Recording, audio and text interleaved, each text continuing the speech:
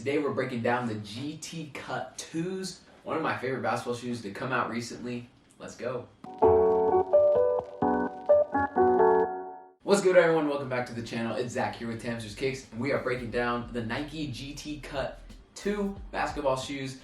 Yeah, these ones did come out a little bit ago, but I realized I never got around to review. I was asked to do one, and I got them here today because they are definitely worth the time today.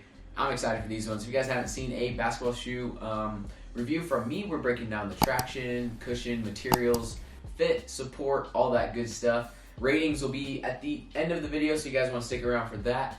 And we're going to go through these bad boys because the GT Cut 2s have become one of my favorites. I love the GT Cut 1s, but I definitely had to snag a pair of these ones as well because they fit and play so well. Little details about them. Retail at $170, pretty high. If you guys remember, the craze with the GT Cut 1s was like, oh my gosh, these are like Kobe's, oh my goodness, like, and they definitely were pretty similar to Kobe's, but GT Cut 2s have definitely been more available, definitely easier to get. I don't think Nike quite expected the hype of the GT Cut 1s when they came out, so I think they prepared very well. Got a bunch of colorways kind of around the same time so people could pick and choose, but yeah, we got this colorway. I like the crazy colorways. As you can see, got the Grinches here, like stuff like that. That's what I love to hoop in, but yeah, 170, pretty good shoe that a lot of people I've seen playing with on the courts. Traction pattern is very sticky, helps you move multi-directionally, and is super nice. Yeah, that traction pattern on here is super nuts. Like the different herringbone sticky design we have on the back half to a hollowed out herringbone here to go up here to the forefoot is super nice. Like GT Cut 1 and GT Cut 2 are super close for me, but that design here goes pretty crazy, honestly. I love the way it moves multi-directionally, and it helps you so well with my side-to-side like ball handling movements. I just love them so much, honestly. Next is the cushion. It's a full-length Zoom Air Strobel and a soft foam midsole. Now, they actually paired Nike React Tech with this. That's kind of like a lot of stuff here. And it's super sweet that they paired it with that full-length Zoom Strobel. People go nuts for the Zoom Strobel. I love the Zoom Strobel. It plays super well.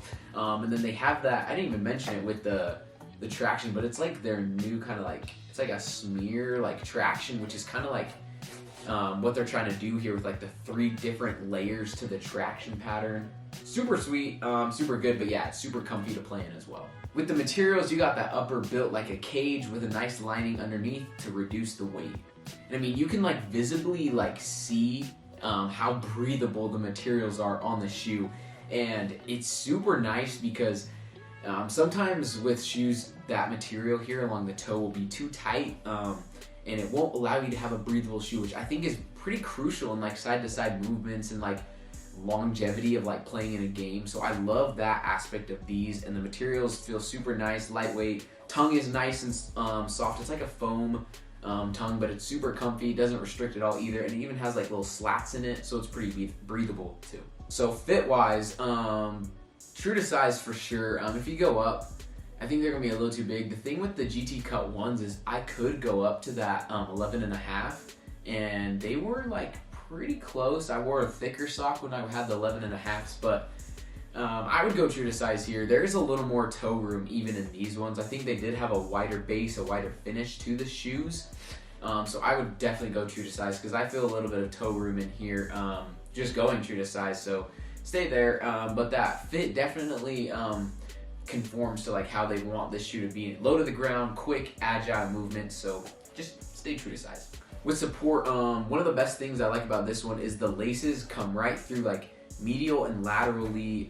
The webbing design wants you to stay locked in the forefoot. Like forefoot protection on the low tops I think is pretty crucial because as you're trying to move like side to side, if you can stay locked in here, it helps a lot with being able to move and to change direction. So I love they did that there, and the tongue contributes also to that as it's breathable, lightweight, and helps keep everything kind of just locked in together.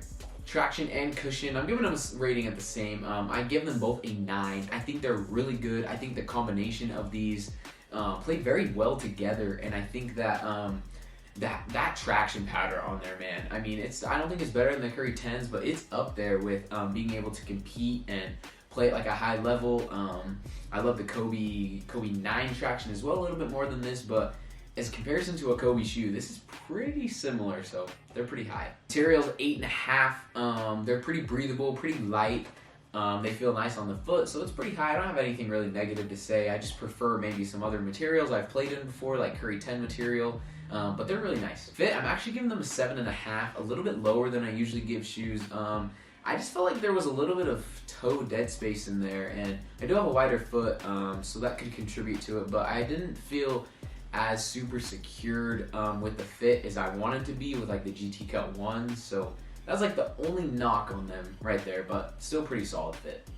And then support is an 8 out of 10. They're pretty solid for a low top. Like I said, it keeps you locked in, keeps you nice and fresh.